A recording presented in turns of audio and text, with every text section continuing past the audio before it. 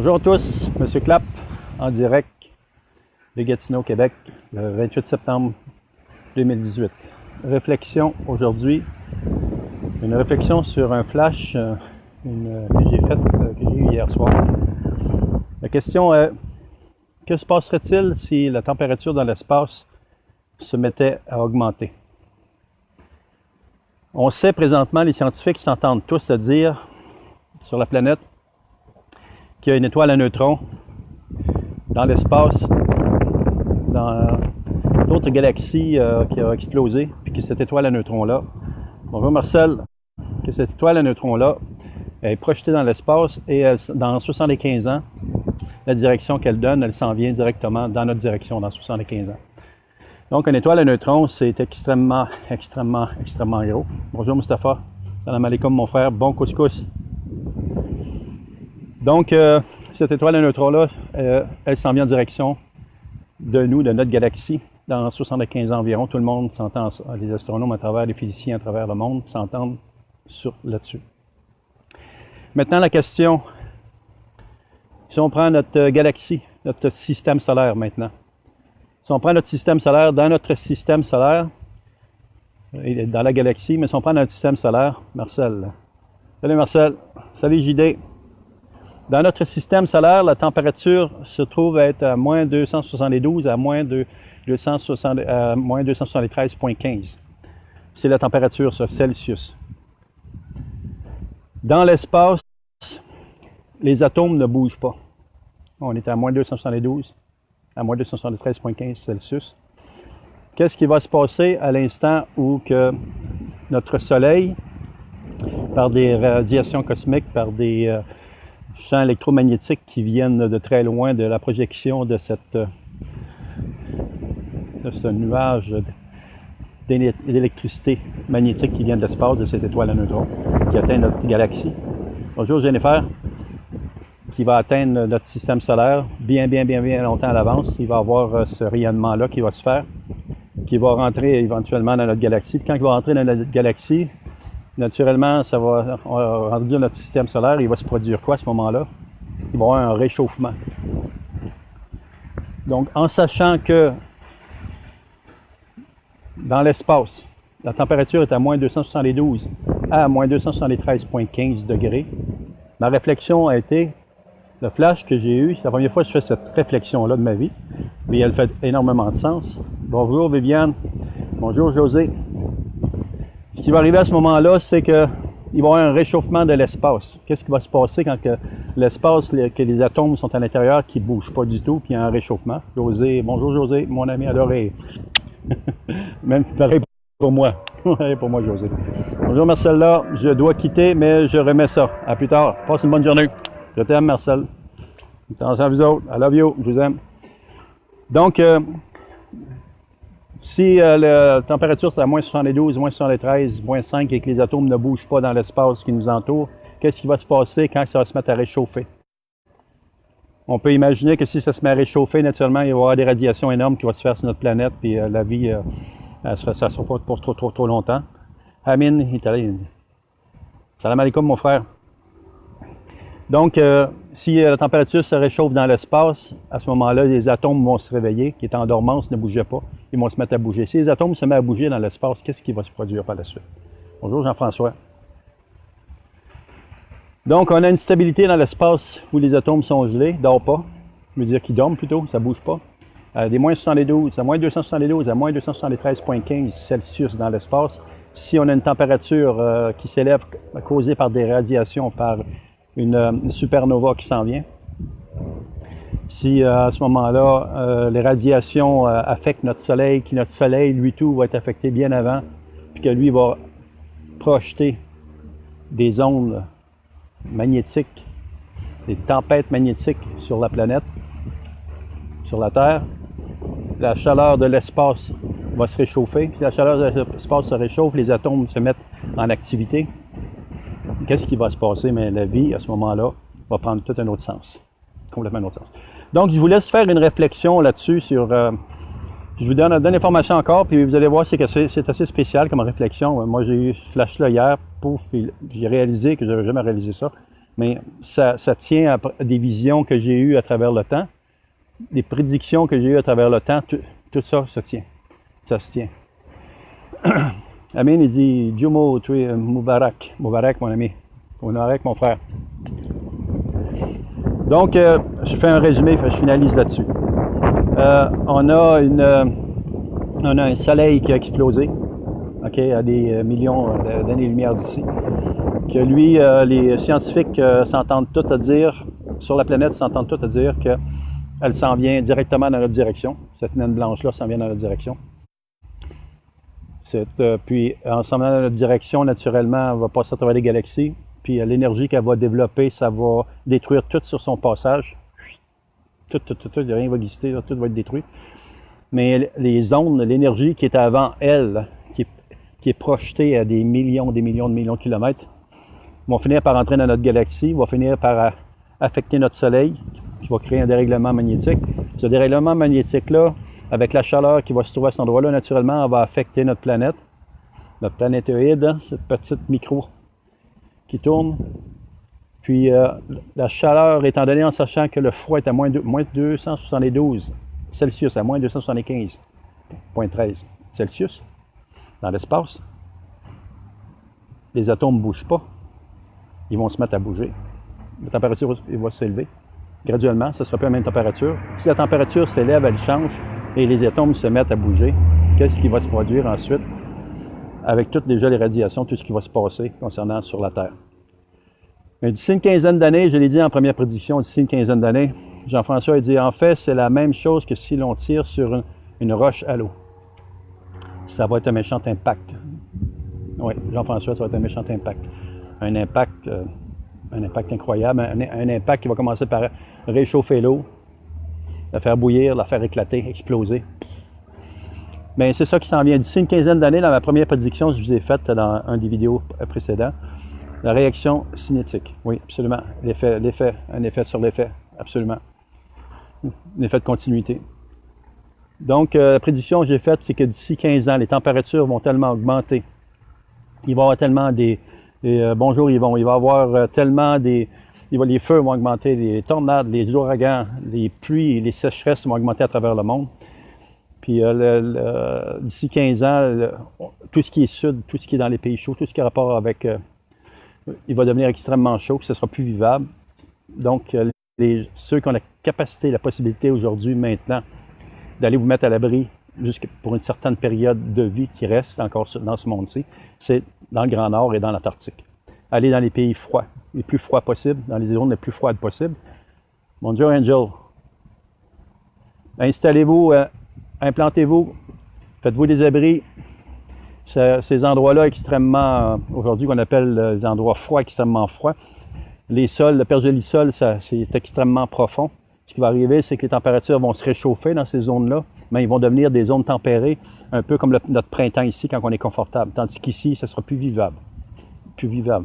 Naturellement, énormément, des millions de personnes vont partir. C'est un fait. 15 ans, c'est pas loin, là. C'est vraiment très proche. Puis concernant la réaction en chaîne de ce qui va se produire entre un astéroïde qui est appelé Apophis, qui s'en vient aussi possibilité de créer des mouvements, plus cette naine blanche, ce soleil qui a explosé et qui s'en vient à notre direction directement d'ici 75 ans. Puis les scientifiques s'entendent tous là-dessus. Vous pouvez faire des recherches là-dessus, vous allez voir. Donc, comment on devrait voir ça? Essayons de voir le côté positif des choses, au jour réel. Le côté positif des choses, c'est que quand on prend conscience que la mort est à notre porte, éventuelle d'un moment ou à un autre, on a certaines possibilités, on peut laisser faire, puis on s'en occupe pas du tout.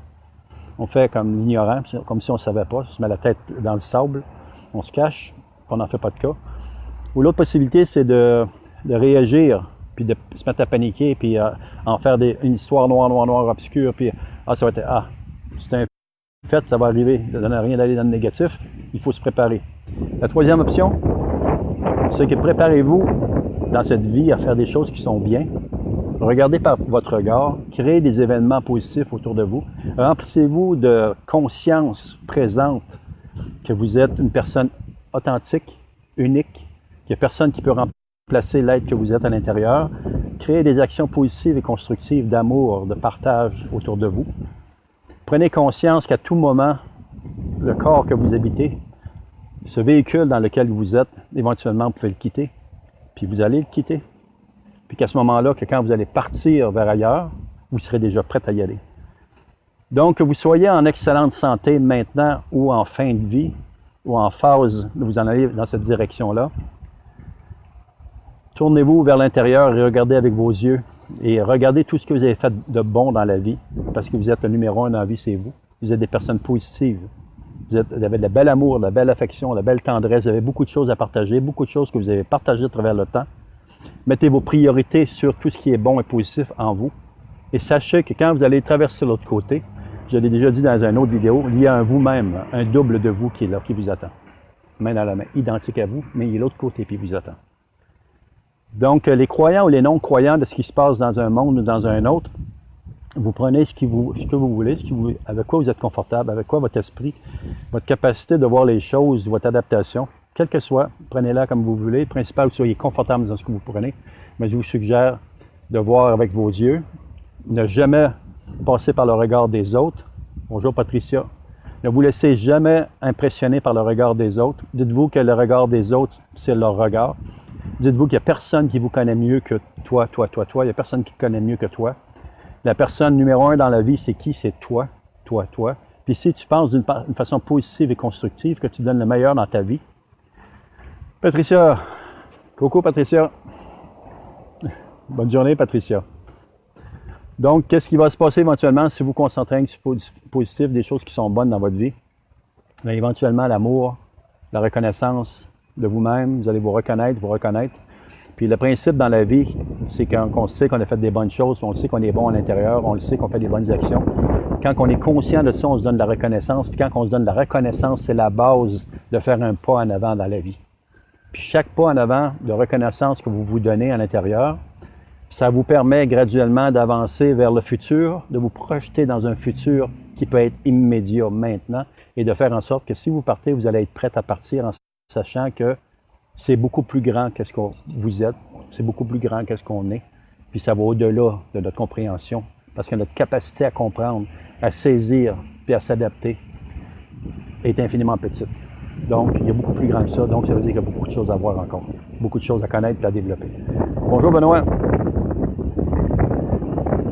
Dans l'observation, quand on observe les gens autour de nous, quand on est autour, on regarde les gens, on a tendance à regarder physiquement ce qu'on voit et d'écouter, simplement. Mais ça va au-delà de ça.